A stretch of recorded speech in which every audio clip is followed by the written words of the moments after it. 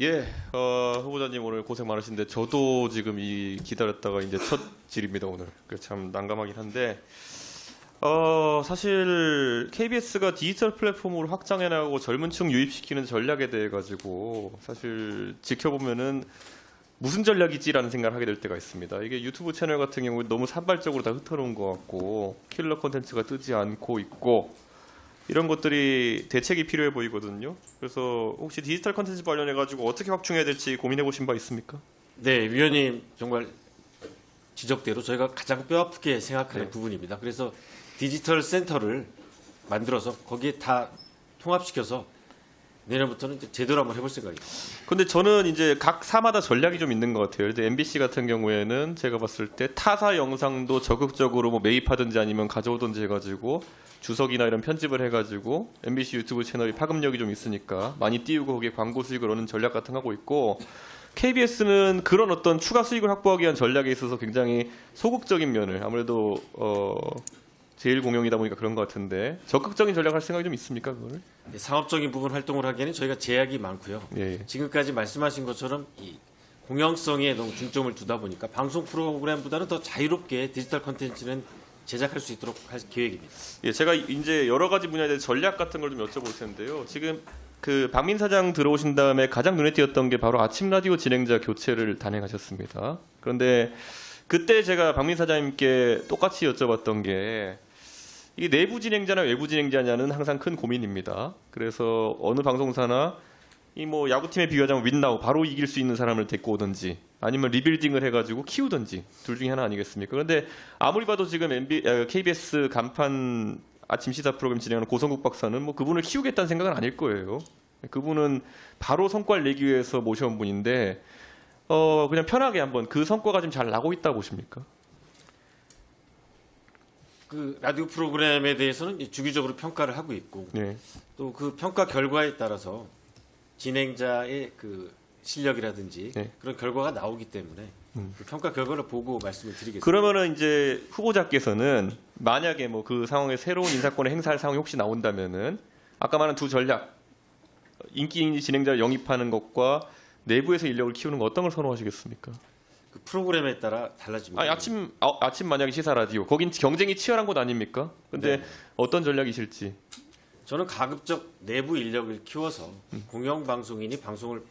공영방송인에서는 하는 게 바람직하다고 생각합니다. 그러면 앞으로 전반적으로 KBS의 시사나 아니면 이런 보도에서 그런 방향성을 가져가시겠다는 의지로 봐도 될까요? 근데 그건 기본적으로 MC 선정 같은 거는 제작진이 자율적으로 결정하는 일입니다. 그러면 자, 그 실제로 박민 사장 오시고 아까 아침 라디오와 더불어 가지고 저녁 시간대에 더 라이브라는 프로그램 기억나시죠? 네. 그 프로그램이 갑자기 일순간에 별다른 해명 없이 사라졌거든요. 그때 뭐 정치 편향성 논란 같은 게 있었던 걸로 보이는데 사실 시청률 잘 나오던 프로그램이었거든요. 근데 그게 왜 사라졌다고 생각하십니까?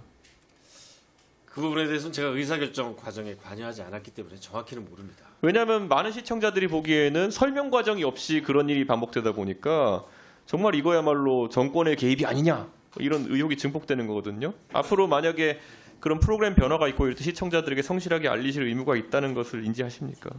네, 말씀 잘 알아듣겠습니다. 뭐 새로 당연히 사장 취임하시게 되면은 그런 부분 개편도 많이 하고 하시게 될 텐데 설명이 꼭 필요하다 그런 거 강조 드리는 게 그 안에 보면은 정말 저도 그 출연하던 프로그램에 알지만은 그 비정규직으로 일하는 PD나 작가나 이런 사람들 하루 아침에 진짜 울고 막 이렇게 하는 거 보면서 마음이 아팠는데 어느 누구도 시청자도 거기에 있는 PD 작가도 설명을 듣지 못했고 진행자도 설명 듣지 못했고 뭐 이런 상황은 앞으로 없어야 된다 생각하거든요. 동의하십니까 그거는? 네, 동의합니다. 예. 그리고 또 한 가지 여쭤보자면 어제 제가 간략하게 국제뉴스 관련해 가지고 짚고 넘어갔는데요.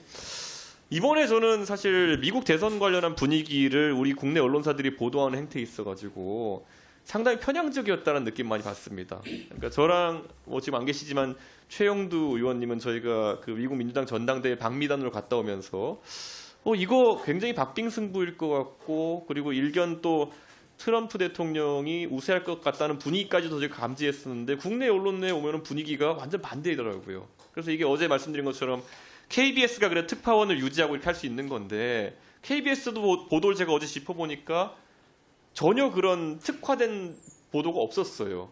말 그대로 타 외국 방송에 있는 것들 그냥 받아 쓰는 정도인데 이번 대선의 특징을 보면 미국 대선에서 미국 언론마저도 편향성이 있었기 때문에 예측에 실패했다 이런 얘기가 있거든요. 앞으로 KBS가 이런 걸 강화해야 된다 이런데 앞으로 이런 미국 대선이나 이런 것들 물론 4년 뒤에 있고 하겠지만 이런 것들에 대해서는 차라리 한국에서 KBS가 특별 취재팀이라도 편성해야 되는 거 아니냐 이런 생각인데 어떻게 보십니까? 해외 중요한 이벤트에 대해서는 이게 공익적인 목적이 있는 겁니다.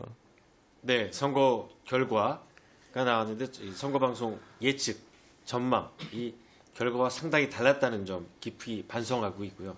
다음 대선, 미국 대선이건 한국 대선이건 선거 방송을 철저히 준비하도록 하겠습니다. 예. 그리고 또 이 언론 노조 얘기가 오늘 계속 나와서 그런데요. 제가 MBC 관련해서 이제 방문진에도 항상 물어보고 하는 게 그때 방통위원장 청문회에서 제가 이진숙 위원장에게 그러니까 MBC의 정상화라는 표현을 이렇게 쓰시길래 그러면 지금 언론 노조원이 MBC 같은 경우에는 거의 80%에 달하는 상황 속에서 그 정상화라는 것이 80%를 배제하고 그러면은 20%만으로 보직을 꾸리겠다는 의지냐?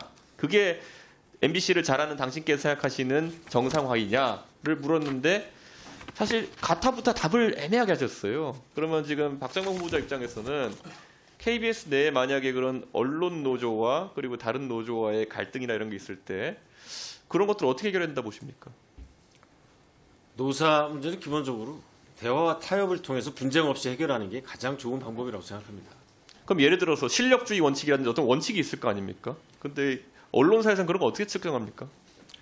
능력이라는 것은 뭐 다양한 방법으로 측정을 하겠지만 오래 일해본 그 동료나 그 상사 그리고 또 이 상사를 평가하는 이제 하향 평가, 상향 평가를 통해서 사실 능력 있는 분들은 드러나기 마련입니다. 저는 근데 지금 말씀하신 제도가 뭐 상사가 뭐 평가하고 이런 제도가 뒤집어 말하면 상사가 어떤 성향이냐에 따라서 또 이제 논란이 생길 수 있다는 거 아니겠습니까?